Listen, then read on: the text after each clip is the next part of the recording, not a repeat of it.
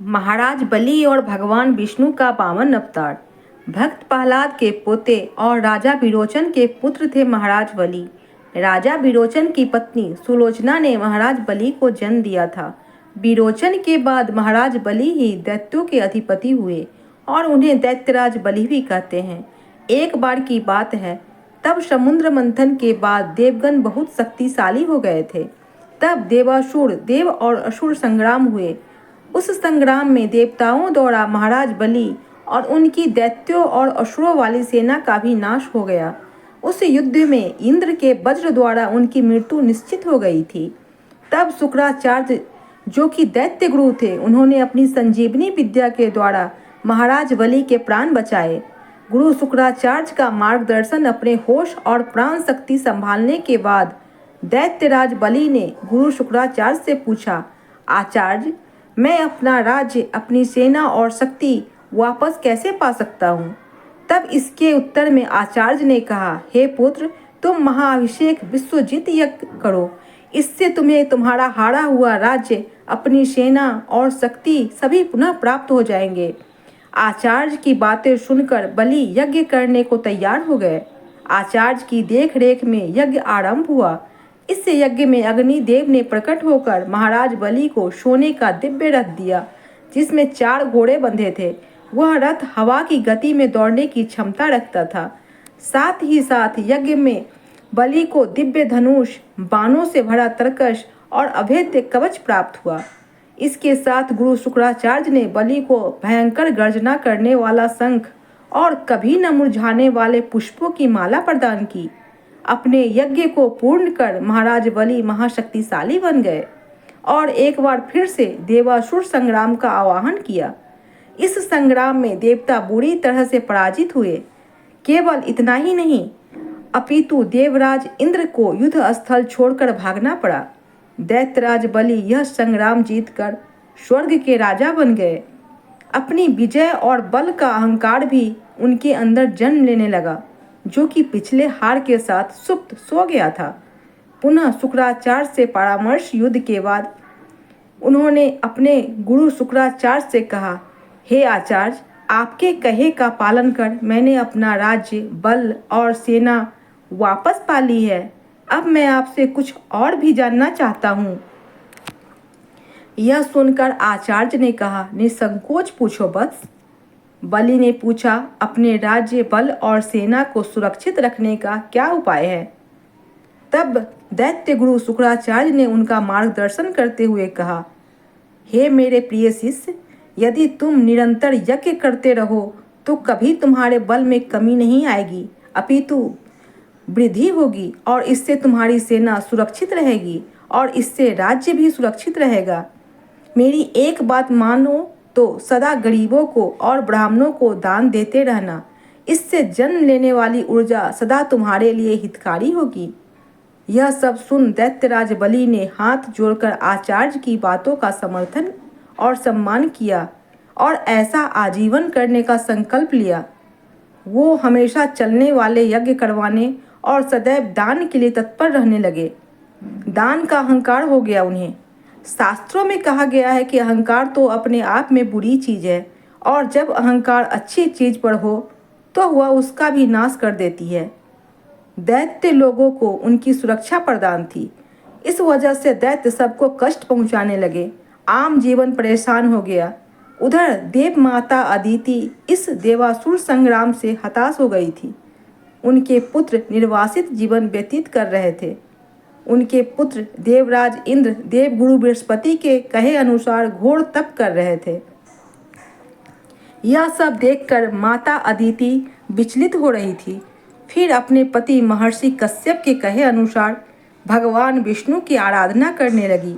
उनकी आराधना से प्रसन्न होकर भगवान विष्णु ने उन्हें दर्शन दिए। प्रभु के दर्शन से प्रसन्नचित होकर माता अदिति ने प्रभु से कहे, हे परमेश्वर, आप देवासुर संग्राम से अवगत हैं ही। मेरे पुत्रों की दुर्दशा देखिए और देवताओं की सहायता कीजिए। दैत्यों के प्रकोप से देवता के साथ आम जनों का भी जीवन संकट में है प्रभु।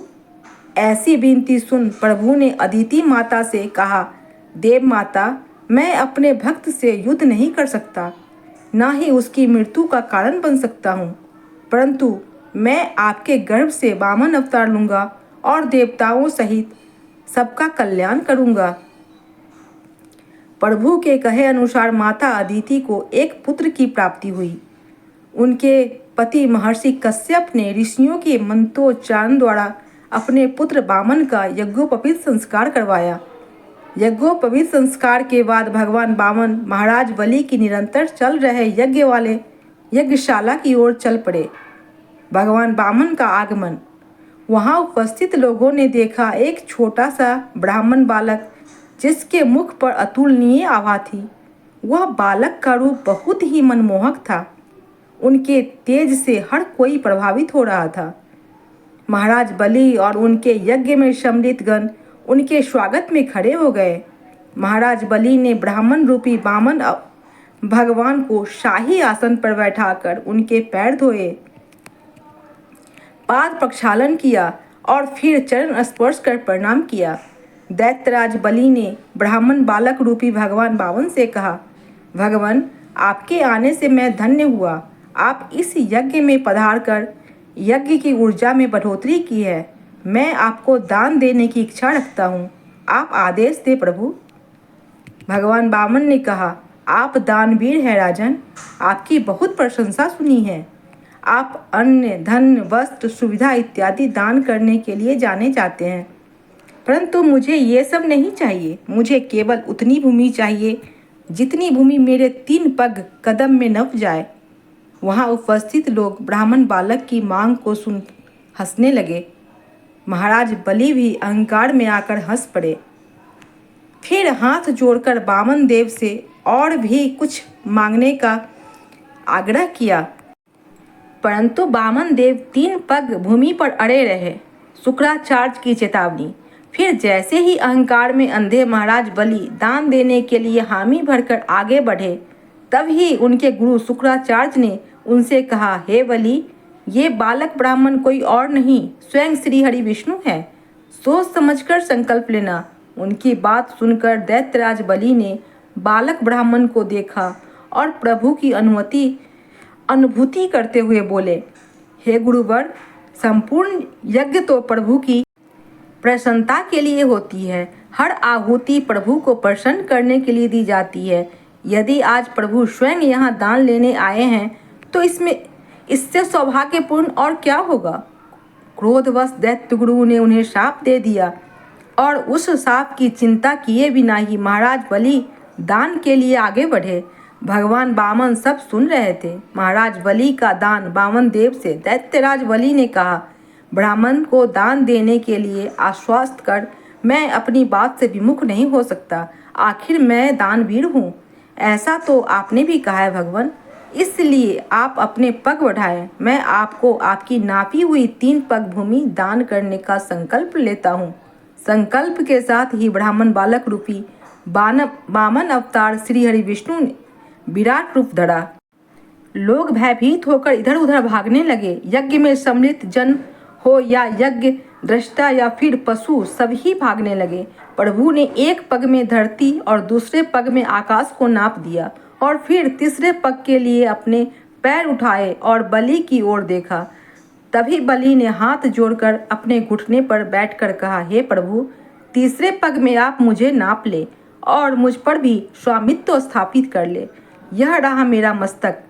आपकी सेवा में आप मेरे मस्तक पर पग धरे। महाराज बलि का घमंड तो चूर हो ही गया था और प्रभु के सामने वो शरणागत हो चुके थे, परंतु श्री हरि तो भक्त वत्सल है, अपने भक्त की भक्ति में बंध जाते हैं। बलि की भक्ति से प्रसन्न होकर श्री हरि ने उन्हें अपने वास्तविक रूप में दर्शन दिया और आशीर्वाद दिया कि आज से तुम पाताल लोक के स्वामी हो। यह 7वें मनवंतर की बात है। 8वें यानी शर्वाणी मनवंतर में महाराज बलि को अपनी भक्ति के उपहार इंद्र का पद मिला, यानी उस मनवंतर के लिए देवताओं के राजा इंद्र बलि ही हुए। जय श्री हरि।